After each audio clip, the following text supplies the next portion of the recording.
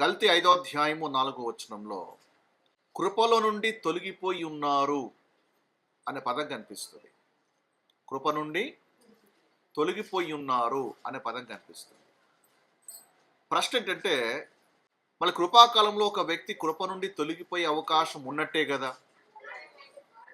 ఒక వ్యక్తి కృపలో రక్షించబడితే ఆ వ్యక్తి తన రక్షణ కోల్పోయే అవకాశం లేదు. అతనికి నిత్యమైన భద్రత ఇవ్వబడింది, eternal salvation. He cannot lose his salvation under grace programme.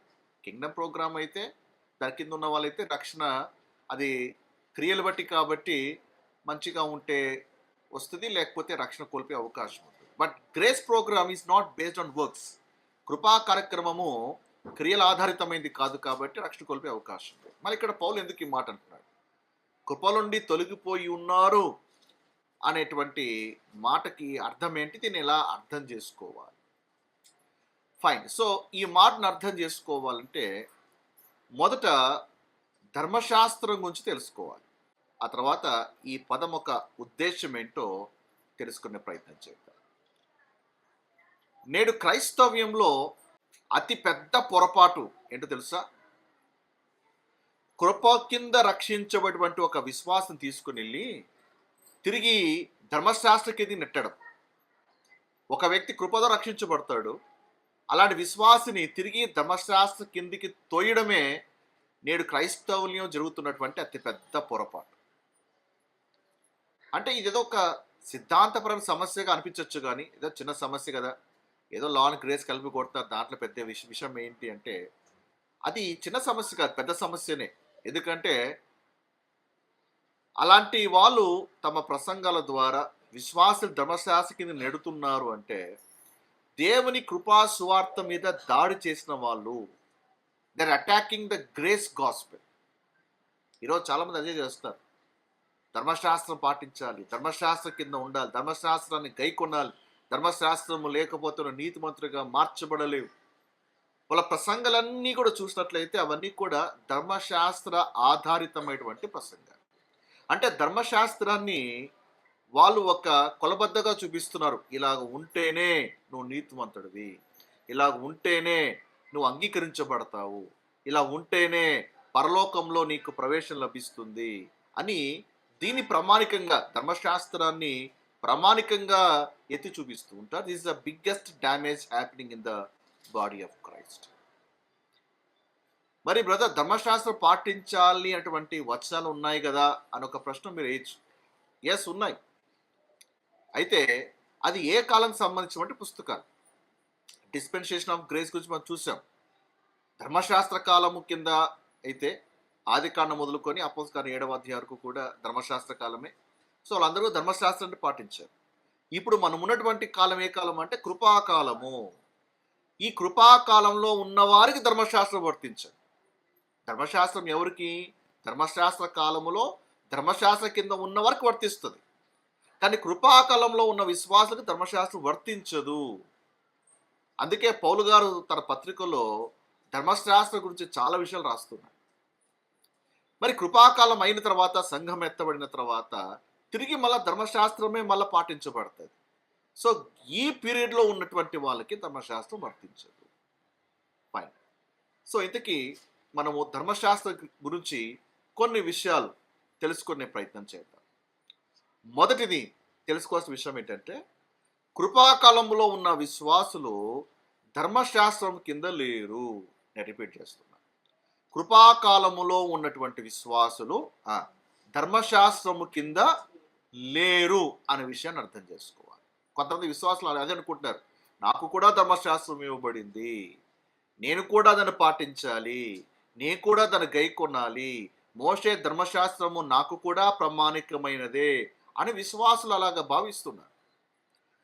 దిగుచి పౌలు ఏమన్నాడు చూద్దాం. రోమీయుల రాసిన పత్రిక 7వ అధ్యాయము 4వ వచనం. కావున నా సహోదరులారా, మనము దేవుని కొరకు ఫలము ఫలించినట్లు మృతుల నుండి లేపబడిన క్రీస్తును వేరొకని చేరుటకై మీరును ఆయన శరీరము ద్వారా ధర్మశాస్త్ర విషయమై మృతులైతిరి. We are dead to the law. పౌలు అంటాడు, ధర్మశాస్త్ర విషయమై మృతులైతిరి. 5వ వచనం. ఏలైనగా మనము శరీర సంబంధులై ఉండినప్పుడు మరణార్థమైన ఫలము ఫలించుటకై ధర్మశాస్త్రం వలనైన పాపేచ్ఛలు మన అవయంలో కార్యసాధకములై ఉండేను. 6వ వచనం. ఇప్పుడైతే దేని చేత నిర్బంధించబడితుమో దాని విషయమై చనిపోయిన వారమై ధర్మశాస్త్రం నుండి విడుదల పొందితిమి. అంటే ధర్మశాస్త్రంలో ఉండమని చెప్తున్నాడా, ధర్మశాస్త్రం నుండి విడుదల పొందితిమి అని దేవుడు చెప్తున్నాడా? పోలేమంటున్నాడు చెప్పండి. ధర్మశాస్త్రము నుండి విడుదల పొందితిమి అంటే దాని కింద ఉండాలనా, లేకపోతే దాని నుంచి బయటకు రావాలనా? ధర్మశాస్త్రం కింద ఉండాలనా? ధర్మశాస్త్రం నుంచి విడుదల పొందితిమి అంటే దాని కింద లేము, దాని కింద వెళ్ళాల్సిన వంటి పని లేదు, అవశ్యత లేదు. దేని నుంచి అయితే మనం విడుదల పొందామో క్రైస్తవులు ఏం చేస్తాను, తిరిగి దాని కిందే దూరడానికి ట్రై చేస్తున్నారు. ఆ పండగలు, ఆ ఆచారాలు, ఏమండి వాళ్ళ సంప్రదాయాలు, యూదులు ఏ విధంగా అయితే ప్రవర్తిస్తారో నేడు సంఘాల్లో కూడా కొంతమంది అలాంటి స్టైల్స్నే ఫాలో అవుతుంటారు. అలాంటి పద్ధతులు, అలాంటి వ్యవహారాలు, అంటే తెలియకోకుండా జుడాయిజం ఒక కల్చర్ని తీసుకొని వచ్చి వీళ్ళు అడాప్ట్ చేసుకోవడానికి ట్రై చేస్తుంటారు. ప్లీజ్ అండర్స్టాండ్, అర్థం చేసుకోలేమంటే మనము ధర్మశాస్త్రం నుండి విడుదల పొందితిమి. ఎవరైనా వచ్చి నువ్వు ధర్మశాస్త్రం పాటించాలి అంటే ఏం చేయాలి? వాక్యం చూపించాలి. అయ్యా కృపాకాలంలో విశ్వాస ధర్మశాస్త్రం కింద లేడు, దాని నుండి దేవుడు నన్ను విడిపించాడు. ఎందుకు విడిపించాడు? ఎందుకంటే ధర్మశాస్త్రం అయితే యూదులకు ఇవ్వబడింది, అందులో బోల్డని ఆచార వ్యవహారాలు ఉన్నాయి, పండగలు ఉన్నాయి, కల్చర్స్ ఉన్నాయి, రిచువల్స్ ఉన్నాయి. ఒక అన్యుడిగా మనకు అవి అర్థం కావు, పాటించలేము. యూదురైనా కూడా దాన్ని పాటించలేడు, ఒక యూదురైనా దాన్ని పాటించలేడు. అందుకే అపోస్తలుల 15వ అధ్యాయంలో పేతురు అన్నాడు కదా, మనము మోయలేని ఈ యొక్క కాడిని అన్యుల మీదకి ఎందుకు మోపాలి? మనమే మోయలేకపోతున్నాం, ఎందుకంటే అన్ని ఆజ్ఞలు ఉన్నాయి, అన్ని ఆచారాలు ఉన్నాయి, మనమే మోయలేకపోతున్నాం. కాబట్టి ఈ కాడి అన్యుల మీదకి ఎందుకు మోపాలని పేతురు అంటాడు. గల్తీ రాసిన పత్రిక 3వ అధ్యాయము 23, 24, 25 వచనాలు. విశ్వాసము వెల్లడి కాక మునుపు ఇక ముందుకు బయలుపరచబోడు విశ్వాసము నవలంబింపవలసిన వారముగా చెల్లో ఉంచబడినట్లు మనము ధర్మశాస్త్రమునకు లోనైన వారమైతిమి. ఒకప్పుడు ఏంటిది? ధర్మశాస్త్రమునకు లోనైన వారమైతిమి. కాబట్టి మనము విశ్వాసం మూలమున నీతిమంతుని తీర్చబడినట్లుగా క్రీస్తునొద్దకు మనల్ని నడిపించుటకు ధర్మశాస్త్రము మనకు బాలశిక్ష కూడా అయ్యెను. అంటే ఒకప్పుడు ధర్మశాస్త్రము ఎందుకు ఇవ్వబడింది? ఒక బాలశిక్షకునిగా ఇవ్వబడింది. దేనికి ఇవ్వబడింది? క్రీస్తునొద్దకు మనల్ని నడిపించడానికి బాలశిక్ష ఇవ్వబడింది. 25వ వచనం. అయితే విశ్వాసము వెల్లడాయను గనుక ఇక బాలశిక్ష కింద ఉండము. ఇక్కడ బాలశిక్ష అంటే ఎవరు చెప్పండి? ధర్మశాస్త్రము. క్రీస్తు రాకముందు ధర్మశాస్త్రం ఇవ్వబడింది, అది ఒక బాలశిక్షగా మనకి ఇవ్వబడింది. ఇప్పుడు క్రీస్తు వచ్చాడు, విశ్వాసము వెల్లడైంది.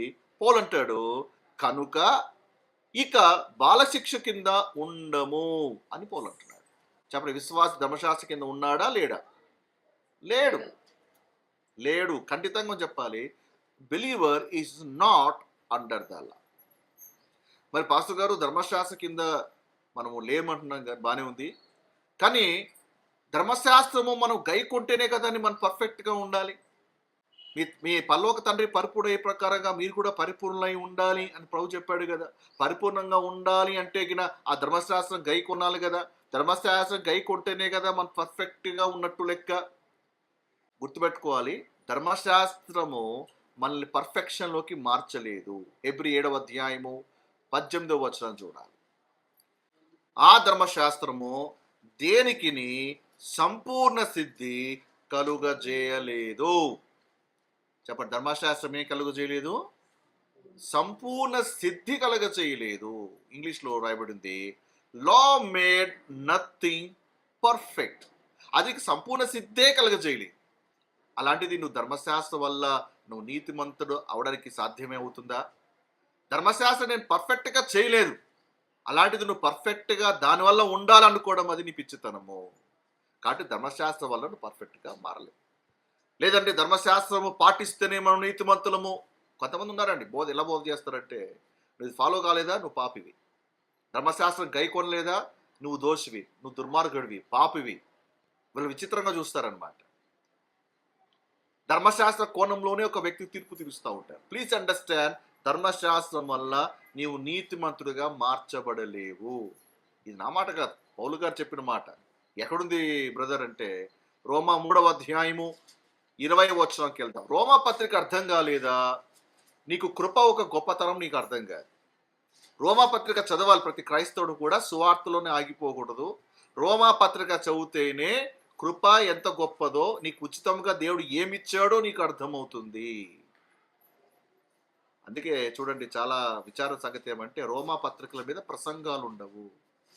సువార్తల మీద చేసిన ప్రసంగాలు రోమా పత్రిక మీద ఉండదు. ఎందుకంటే చాలా మంది ఈ పత్రికల మీద అవగాహన లేదు, అజ్ఞానంలో ఉన్నారు. చెప్పే వాళ్ళకి అంత జ్ఞానం లేదు, వినే వాళ్ళకి అంత ఆసక్తి లేదు. కాబట్టి ఈ రోమా పత్రికలో ఇలాంటి పారబుల్స్, ఉపమానాలు ఉండవు, కథలు ఉండవు, లేదా సంఘటనలు కానీ ఇలాంటివి ఏవి ఉండవు. కాబట్టి ఎక్కువగా ఈ పత్రిక జోలికి రారు. ఒక జయ క్రైస్తవ జీవితం జీవించాలంటే రోమా పత్రిక చదవాలి.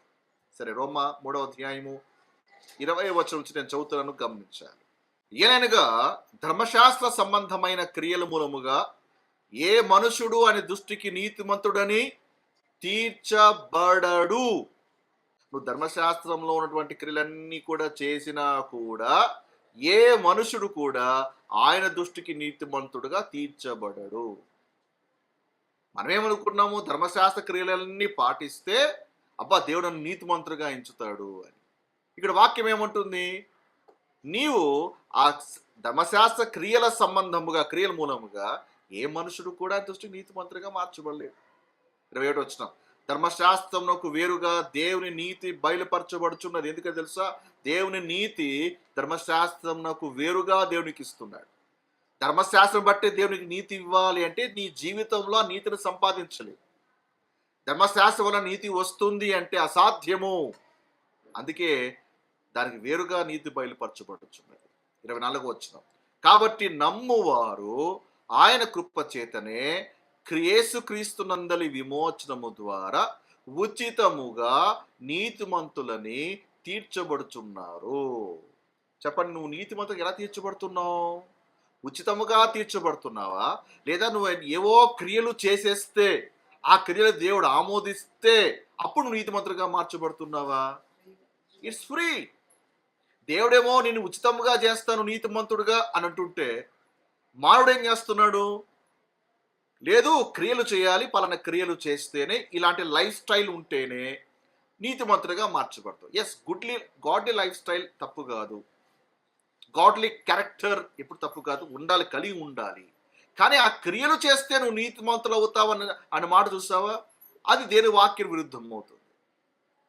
దేవుని నువ్వు ఉచితముగా నీతిమంతులుగా దేవుడు చేశాడు. దేశం చెప్పండి ఒకసారి, చెప్పండి. ఆయన కృప చేతనే, ఆయన విమోచనము ద్వారా నేను ఉచితముగా నీతిమంతుడని తీర్చబడుతున్నాను, నా క్రియలను బట్టి కాదు.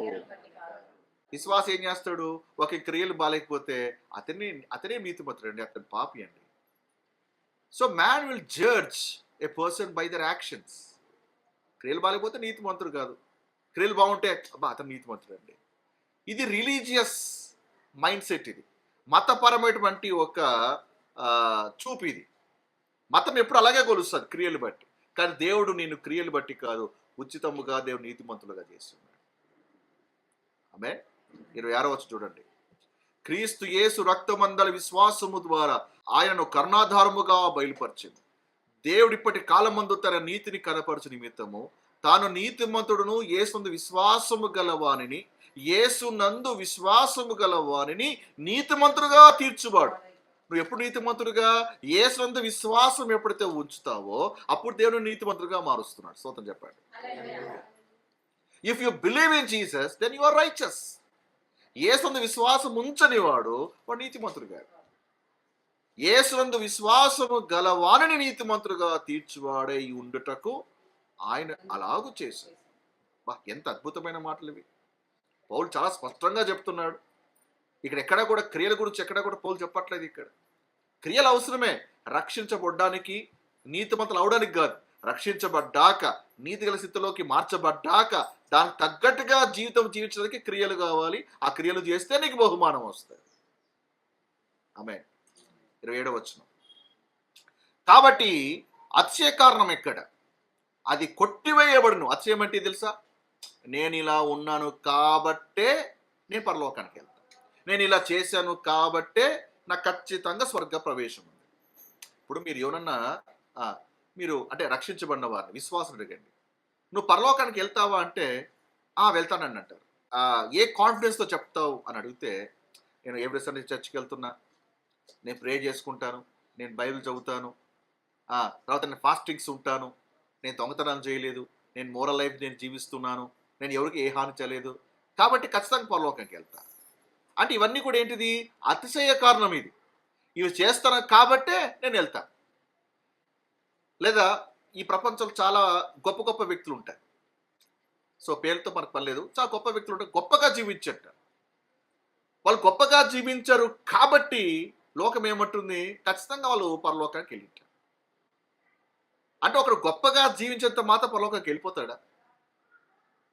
అతిశయ కారణం ఎక్కడ? పోలంటాడు, అతిశయ కారణం ఎక్కడ? ఒక వ్యక్తి తన క్రియలు బట్టి అతిశయిస్తున్నాడు అంటే అది క్రియల ఆధారితమైనది. అతిశయ కారణం ఎక్కడ? అది కొట్టివేయబడిను. ఎట్టి న్యాయమును బట్టి అది కొట్టివేయబడును? క్రియా న్యాయమును బట్టియా? కాదు, విశ్వాస న్యాయమును బట్టి.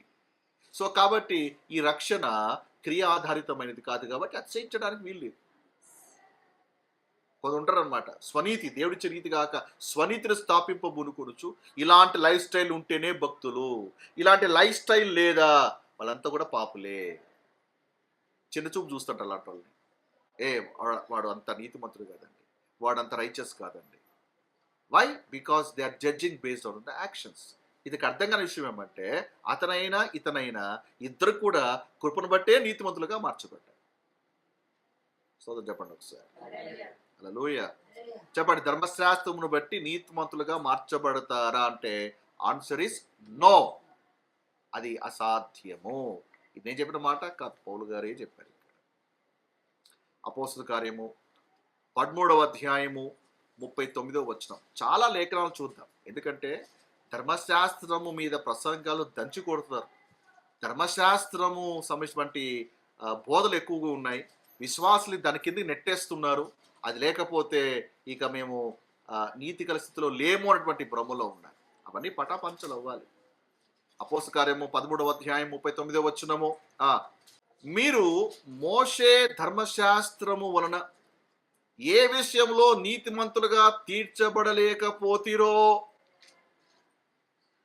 మీరు మోషే ధర్మశాస్త్రము వలన ఏ విషయములో నీతిమంతులుగా తీర్చబడలేకపోతారో చెప్పండి. మోషే ధర్మశాస్త్రము నీతిమంతులుగా మారుస్తుందా? మార్చలేదు. ఆ విషయములన్నిటిలో విశ్వసించు ప్రతి వాడును ఈయన వలననే నీతిమంతుడుగా తీర్చబడునని మీకు తెలియనుగాక. That's a very powerful statement. మోషే ధర్మశాస్త్రం వల్ల ఏ విషయంలో మీ నీతిమంతులుగా మీరు తీర్చలేకపోయారో ఆ విషయములన్నిటిలో విశ్వసించు ప్రతివాడు ఆయన వలననే ఆయన వల్లే నీతిమంతులుగా తీర్చబడుతున్నారు. Yes, the words is very plain and very clear. గల్తీ 2వ అధ్యాయము 16వ వచనం. అందుకే మన అపోస్తలుడైన పౌలు గారు ఏం చెప్తున్నారో తెలుసుకోవడం చాలా ముఖ్యం. ధర్మశాస్త్ర గురించి ఇతర అపోస్తులు చెప్పింది ముఖ్యం కాదు, ఎందుకంటే ఆ 12 మంది అపోస్తులు వాళ్ళు ధర్మశాస్త్రం కింద ఉన్నారు, వాళ్ళు యూదులకు పరిచయం చేస్తారు, వాళ్ళకి ధర్మశాస్త్రం ఉంది కాబట్టే వాళ్ళు దాన్ని గైకొనమని చెప్పారు. కానీ గుర్తుపెట్టుకోండి, యేసుప్రభువు వారికి 12 మంది శిష్యులు ఎవరు కూడా ధర్మశాస్త్రము లేదు అని వాళ్ళు ఎప్పుడు కూడా ఒక స్టేట్మెంట్ కూడా ఇచ్చి ఉండలేదు. ధర్మశాస్త్రం కింద ఉండాల్సిన అవసరము లేదు అని ఎలాంటి బోధ చేసి ఉండలేదు. ఎందుకంటే కింగ్డమ్ ప్రోగ్రామ్ కింద వాళ్ళకి ధర్మశాస్త్రము ఉంది కాబట్టే దాన్ని గైకొన్నారు.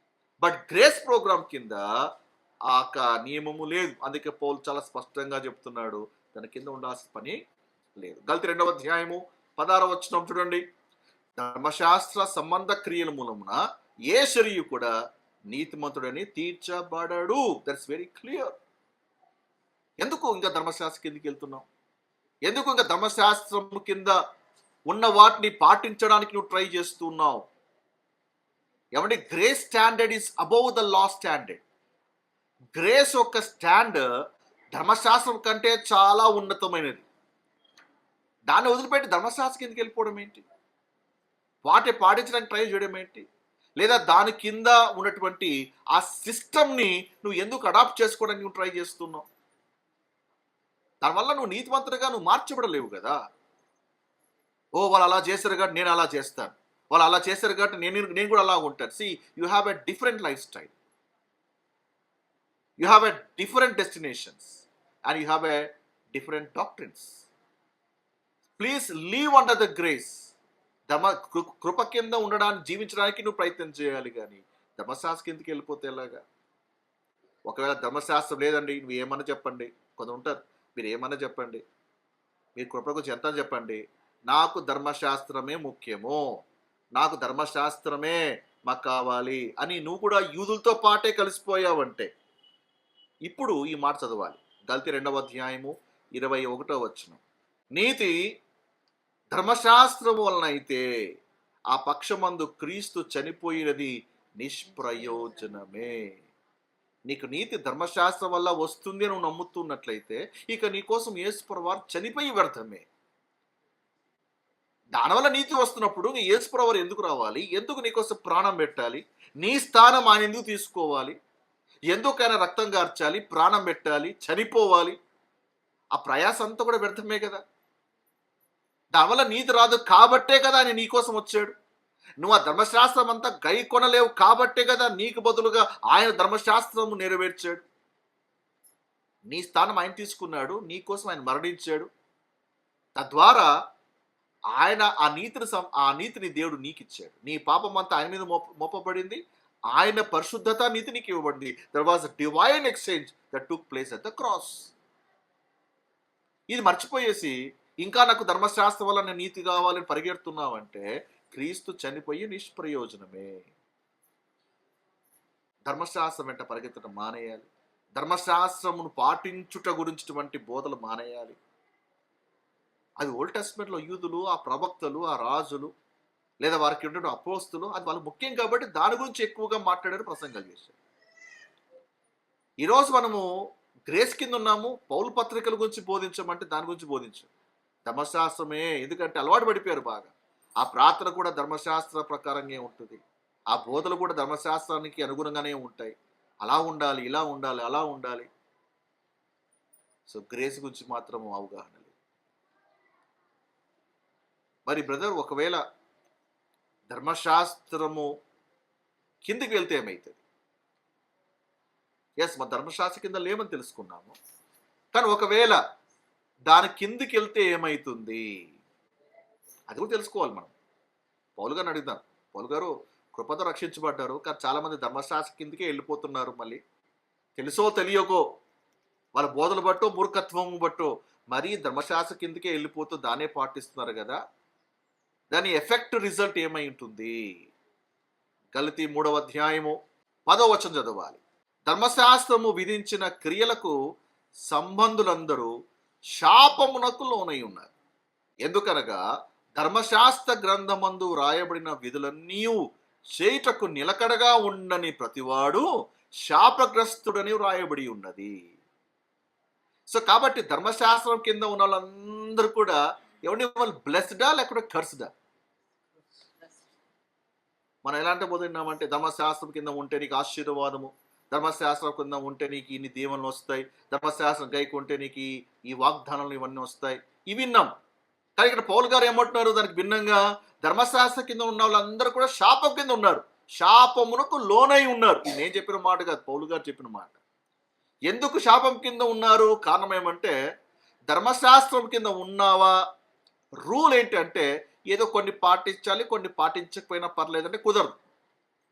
ఒక 10 ఉన్నాయి, ఒక 2 చేసావు, 3 చేసావు, లేదా 5 చేసావు, లేదా 9 చేసావు, ఒక్కటి చేయకపోయినా కూడా నువ్వు శాపం కింద ఉన్నట్టే. ఇప్పుడు చెప్పండి, ధర్మశాస్త్రం కింద ఉంటూ 100% ఫాలో అయిన వాళ్ళు ఎవరైనా ఉన్నారా అంటే ఆన్సర్ ఇస్ నో. ఎవరు లేరు, ఎవరు కూడా లేరు. ఖచ్చితంగా ప్రతి మనిషి ఎక్కడో ఒకసారి తప్పిపోనే పోతాడు. ఆ ప్రకారంగా వీళ్ళందరూ కూడా శాపం కింద ఉన్నారా, దేవుని కింద ఉన్నారా? ధర్మశాస్త్రం రాయబడి ఉంది, నువ్వు ఫాలో అయితే దీవెన, ఫాలో కాకపోతే శాపం కూడా ఉంది. ఆ విషయం నువ్వు అర్థం చేసుకోవాలి. అందుకే పౌలు అంటాడు, దాని కింద ఉన్నావు, ఫాలో అయితే అన్నీ ఫాలో అవ్వాలి, లేకపోతే శాపం కింద ఉన్నట్టు. యాకోబు రాసిన పత్రిక 2వ అధ్యాయం 10వ వచనంలో కూడా యాకోబు అదే అంటాడు, ఏమని? ఎవడైనా ధర్మశాస్త్రం అంతయు గైకొని ఒక్క ఆజ్ఞ విషయంలో తప్పిపోయిన ఎడల ఆజ్ఞలన్నిటిలో కూడా అతడు అపరాధి అగును. ఒక్కటి తప్పిపోయినా కూడా అపరాధి, ఒక్కటి తప్పిపోయినా కూడా నువ్వు శాపం కింద ఉన్నావు. ఇప్పుడు చెప్పండి, తిరిగి ధర్మశాస్త్రం కిందకి వెళ్ళిపోదామా? అందులో దీవులు ఉన్నాయండి, అందులో వాగ్దానం ఉన్నాయండి, అందులో అద్భుతమైన విషయాలు ఉన్నాయండి. దానిలో దూరేవా? దూరు, పర్లేదు. కండిషన్ ఏంటి? ఫాలో అయితే అన్ని ఫాలోగా. బ్లెస్సింగ్తో పాటు ఖర్చు కూడా ఉంది దాంట్లో. మనం దీవునికని పోతున్నాము, దీనికంటే ఎక్కువగా శాపం కొని తెచ్చుకుంటాం. అందుకే దాని కిందకి వెళ్ళకనే పౌలు చెప్తున్నాడు, దాని జోలికి వెళ్ళదనే పౌలు చెప్తున్నాడు. కానీ నేటి క్రైస్తవులకు అది అర్థం కావట్లేదు. వాళ్ళకి ఇవ్వబడని ధర్మశాస్త్రం కిందికి వెళ్ళడానికి ట్రై చేస్తున్నారు. దేవుడు వాళ్ళకి ఇవ్వని దానికి వీళ్ళే మెడ దగ్గరికి తగిలించేసుకుంటారు, నాకు అది కావాలి.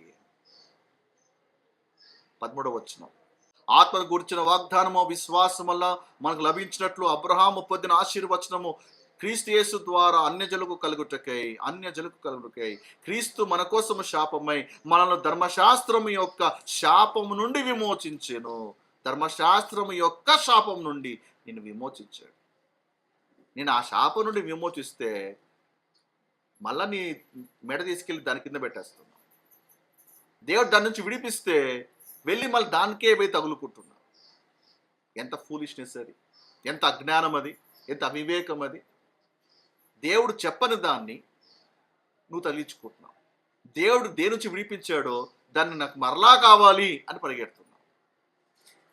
అర్థమైందా? సో ఎవరైతే ధర్మశాస్త్రం కిందికి మరలా వెళుతున్నారో వాళ్ళ గురించి పౌలు ఒక హెచ్చరిక ఇస్తున్నాడు. ఆ హెచ్చరికను మనం బాగా గమనిద్దాం. ఏంటి ఆ హెచ్చరిక? గలతీ 5వ అధ్యాయం 1వ వచనం, స్వతంత్రము అనుగ్రహించి క్రీస్తు మనల్ని స్వతంత్రులుగా చేసి ఉన్నాడు కాబట్టి మీరు స్థిరముగా నిలిచి మరల దాస్యమును కాడి కింద చిక్కుకొనకుడి. దాస్యము, ఈ స్పీకింగ్ అబౌట్ ద లా. దేవుడు మనల్ని స్వతంత్రులుగా చేశాడు, మీరు వెళ్ళి మళ్ళా దాస్య కింద చిక్కుకోవద్దండి, దాని కిందకి వెళ్ళొద్దండి. అది మనది కాదు, ఆ ప్రోగ్రాం మనది కాదు, ఆజ్ఞలు మనవి కావు, నీది కాని ప్రోగ్రాంలోకి తల దూర్చవద్దు అని పౌలు చాలా స్పష్టంగా చెప్తున్నాడు. చెప్పండి, ధర్మశాస్త్రము మనకి ఇవ్వబడిందా? Answer is no. మన ధర్మశాస్త్రం కింద ఉన్నామా అంటే ఆన్సర్ ఇస్ నో. దానివల్ల మనం నీతిమంతులుగా మార్చబడతామా అంటే ఆన్సర్ ఇస్ నో. దానివల్ల మనకు సంపూర్ణ సిద్ధి కలుగుతుందా అంటే ఆన్సర్ ఇస్ నో. దాని కిందకి వెళ్తే మన దీవెనలు వస్తాయా అంటే ఆన్సర్ ఇస్ నో. ఇంకా పైగా శాపమే వస్తుంది. So we are not under the law. ఇప్పుడు ఈ మాట అర్థం చేసుకోవడానికి ట్రై చేద్దాం. గలతీ 5వ అధ్యాయం 4వ వచనం, ఈ కాంటెక్స్ట్లో ఈ మాటను అర్థం చేసుకున్నాం. గలతీ 5వ అధ్యాయం 4వ వచనం, మీలో ధర్మశాస్త్రం వల్ల నీతిమంతులని తీర్చబడువారు ఎవరో వారు క్రీస్తులో నుండి బొత్తిగా వేరు చేయబడి ఉన్నారు, కృపలో నుండి తొలగిపోయి ఉన్నారు. కృపలో నుండి తొలగిపోయారు అంటే ఎవరైతే ధర్మశాస్త్రం వల్ల నీతిమంతులుగా తీర్చబడడానికి ట్రై చేస్తున్నారో వాళ్ళందరూ కృపలో నుండి తొలగిపోయారు. సో కృప నుండి తొలగిపోవటం అంటే ఏంటిది?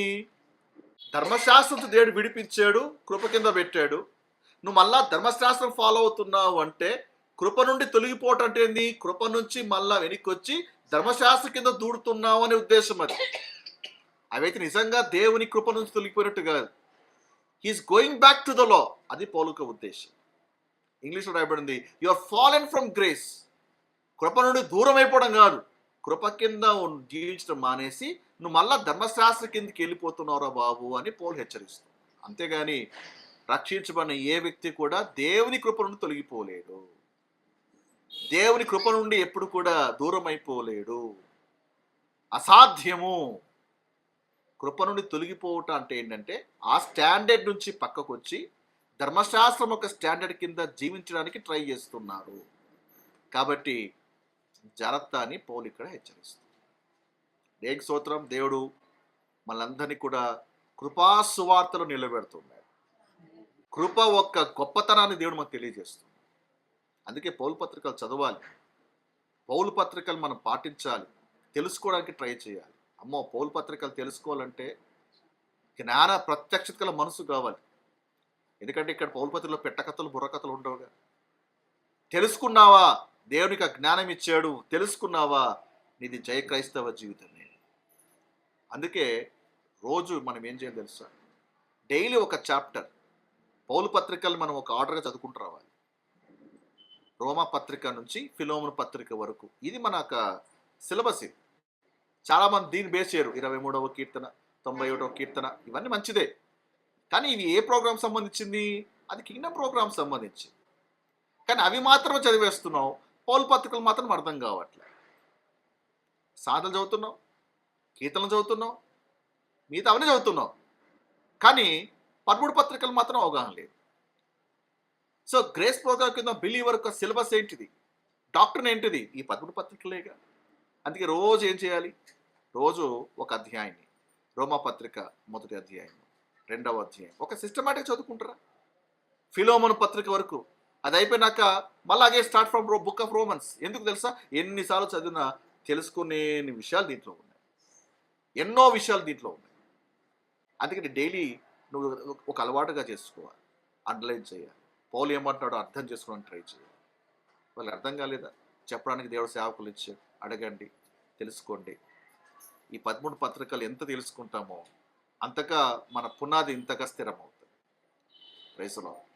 సో నేడు క్రైస్తవుల్లో చాలా సంఘాలు ఇప్పటికి కూడా ఏంటంటే రక్షించబడిన విశ్వాసుల్ని ధర్మశాస్త్ర కిందికి తీసుకెళ్ళిపోతున్నారు. వాళ్ళు ఎన్నుకున్న ప్యాసేజ్ కూడా ధర్మశాస్త్రానికి ఆధారమైతే ఉంటుంది, దానికి సంబంధించిందే ఉంటుంది. దాన్ని తీసుకుంటారు, బోధిస్తూ ఉంటారు. దాన్ని తీసుకుంటే చూడండి ఆ వ్యక్తి ఇలా ఉన్నాడు, చూడండి ఇక్కడ రాయబడి ఉంది, చూడండి అలా రాయబడి ఉంది, కాబట్టి మనం కూడా అలాగే చేయాలి. The leading people to the లా. ఆ పౌలు ప్రయాసను, ఆ డాక్టరీని అంతా కూడా పక్కన పెట్టేసి గుడ్డిగా వేరే ప్రోగ్రామ్ కిందికి వెళ్ళిపోతున్నారు నేటి క్రైస్తవం. మన చుట్టూ ఉన్నటువంటి క్రైస్తవం అంతా కూడా అలాగే అయిపోయింది. వాళ్ళకి కృప గురించి అవగాహన, కృప గురించి పాడుతారు మళ్ళా, బట్ అవగాహన లేదు. కృప గురించి ప్రార్థన చేస్తారు, కృప అనే పదాన్ని వాడతారు, but they have no idea about what grace is. Still they are following under the law. ఈరోజు ఎన్ని సంఘాలు ఇంకా ట్రెడిషన్స్ని ఫాలో అవుతూ, సంప్రదాయాలను ఫాలో అవుతూ, మేమే ఇజ్రాయెల్ అన్నట్టుగా, మేమే యూదులం అన్నట్టుగా ఎంతమంది పరకాయ ప్రవేశం చేసి వాళ్ళ సిస్టర్ని వంట పట్టించుకొని ముందుకు వెళ్ళిపోయారు చాలామంది ఉన్నారు. వాళ్ళ పండగలు చేస్తూ, వాళ్ళ ఆచారాలు చేస్తూ. పౌలు చెప్పాడా? లేదు. దేవుడు చెప్పాడా? లేదు. వ్యర్థముగా మనుషుడు కల్పించిన పద్ధతులు దైవోపదేశములుగా బోధిస్తూ, విశ్వాసులకు బోధిస్తూ ఉంటే విశ్వాసులు కూడా ప్రశ్నించట్లేదు. అయ్యా పౌలు గారి పత్రికలు ఇలా ఉంది కదండి, మీరేంటి ఇలా చేస్తున్నారేంటి అని వీళ్ళు ప్రశ్నించట్లేదు. చెప్పే బోధకులకి అంత అవగాహన లేదేమో, అట్లా అయిపోయింది. కాబట్టి మనం నేర్చుకోవాలి. మనతో ఉన్న వాళ్ళందరికీ కూడా ఈ సత్యాన్ని ప్రకటించి సత్యం వైపు నడిపించడానికి మనం కూడా ప్రయాసపడాలి. Okay, so hope you're blessed, దీవించబడ్డారు. కృప నుండి తొలగిపోవుట అటువంటి పౌలు మాట యొక్క ఉద్దేశం ఏంటో మీకు అర్థమైంది అని అనుకుంటున్నాను.